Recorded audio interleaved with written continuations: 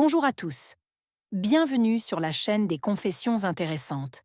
Aujourd'hui, nous allons écouter l'histoire d'une vengeance extraordinaire. La vengeance d'une femme qui a trompé son mari. Ma journée avait commencé de manière assez ordinaire.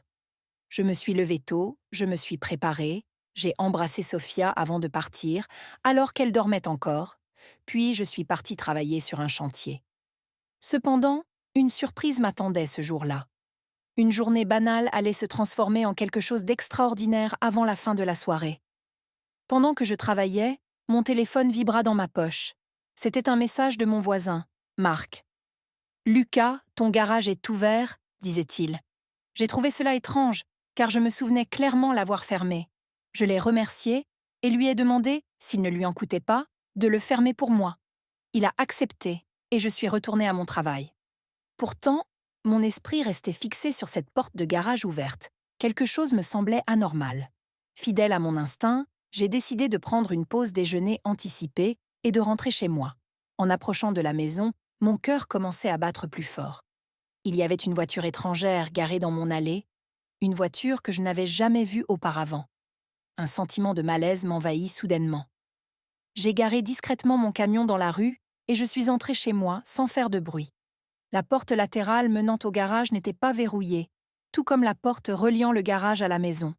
Je marchais sans bruit dans la maison, sans mes chaussures, et ce que je vis dans le salon brisa mon cœur.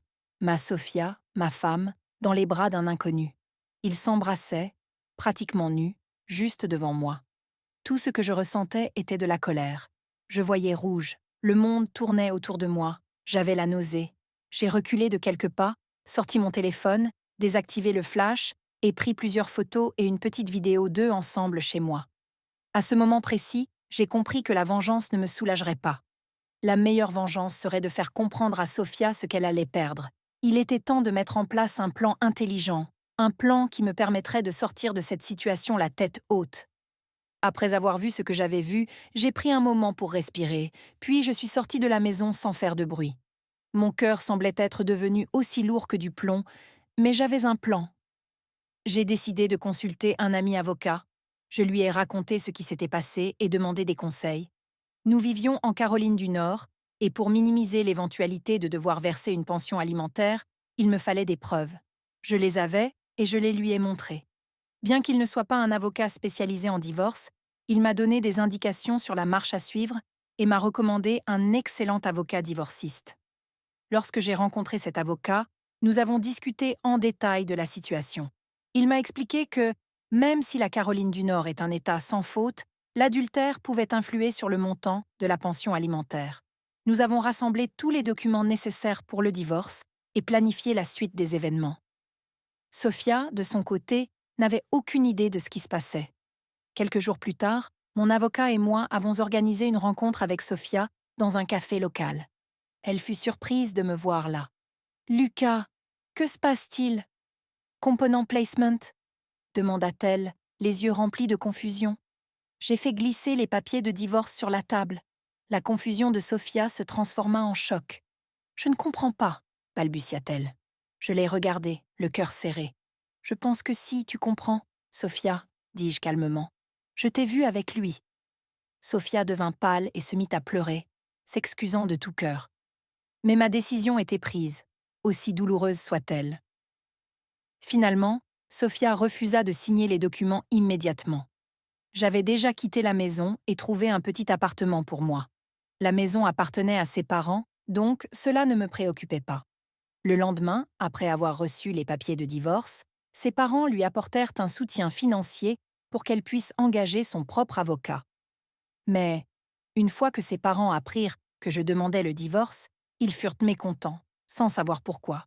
Ils supposèrent que Sophia ne leur avait pas tout dit. J'ai donc décidé de leur envoyer les preuves, les photos et la vidéo que j'avais prises de Sophia avec cet homme dans notre maison.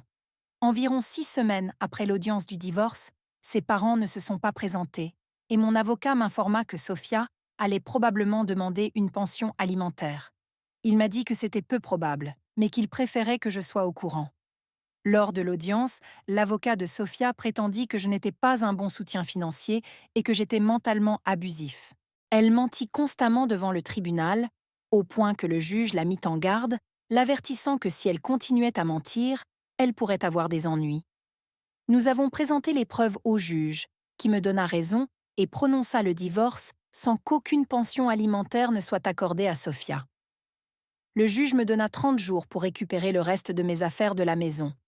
Il ne me restait que quelques boîtes d'outils à récupérer.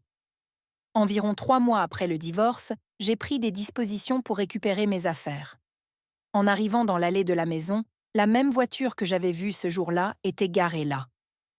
La vue de cette voiture m'a brièvement frappée, mais la sensation a rapidement disparu. La porte du garage avait été laissée ouverte intentionnellement cette fois-ci, pour que je puisse prendre mes affaires. J'ai récupéré mes boîtes et refermé la porte derrière moi, laissant définitivement le passé derrière moi. Un jour, j'ai reçu un message de Sophia. Elle voulait me rencontrer. Par curiosité, j'ai accepté. Nous nous sommes retrouvés au même café où je lui avais donné les papiers de divorce. Elle semblait différente. Pas la femme confiante et joyeuse que j'avais connue, mais une ombre de son ancien moi. Elle a commencé à parler de sa vie, de ses regrets, de combien je lui manquais. Je l'ai écoutée en silence, et quand elle a terminé, je l'ai regardée. Sophia, ai-je dit, je te souhaite le meilleur, mais cette partie de ma vie est derrière moi. Même après cela, elle a essayé de me convaincre de revenir, affirmant qu'elle ne voyait plus cet homme. En quittant le café, j'ai réalisé que j'avais gagné. Non pas parce que Sophia était triste ou remplie de regrets, mais parce que j'étais heureux. J'avais tourné la page, trouvé ma force intérieure et avancé dans ma vie. Environ 7 mois après, le père de Sophia est décédé. Il ne s'est jamais excusé d'avoir été en colère contre moi pour la manière dont je m'étais comportée lorsqu'il avait découvert que je divorçais de sa fille. Mais sa mère, elle, m'a présenté ses excuses et m'a demandé d'assister aux funérailles. J'ai hésité, mais je n'avais rien contre elle, et je ne suis pas du genre à garder rancune. Ce qui est fait est fait. Dans les semaines qui ont suivi, j'ai entendu dire que Sophia avait des ennuis avec la justice. Elle avait été arrêtée pour conduite en état d'ivresse un week-end, et son nouveau compagnon était violent, en plus de dealer de la drogue depuis la maison de sa mère. Comment le sais-je? Sa mère m'appelle encore de temps en temps. Nous n'avons été mariés que 8 ans, donc elle aurait pu obtenir une pension alimentaire, probablement pour la moitié de cette durée. Mais elle a trahi, et cela a influencé l'issue du divorce. À mon avis, ce jeune homme a bien géré la situation. Il n'est pas devenu violent, a rapidement rassemblé des preuves et a continué à avancer.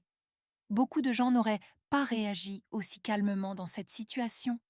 Il a utilisé le système judiciaire à son avantage, mais je pense aussi qu'il a eu de la chance d'être en Caroline du Nord, un État où l'adultère peut influer sur la pension alimentaire. Ses parents, même lorsqu'ils n'étaient pas d'accord avec lui, ont fini par lui montrer de la grâce. Gardez à l'esprit qu'il n'est jamais bon de nourrir des rancunes. Je crois fermement que le temps guérit toutes les blessures. Certaines prennent simplement plus de temps que d'autres. À la prochaine. N'oubliez pas de vous abonner à notre chaîne YouTube pour d'autres confessions fascinantes.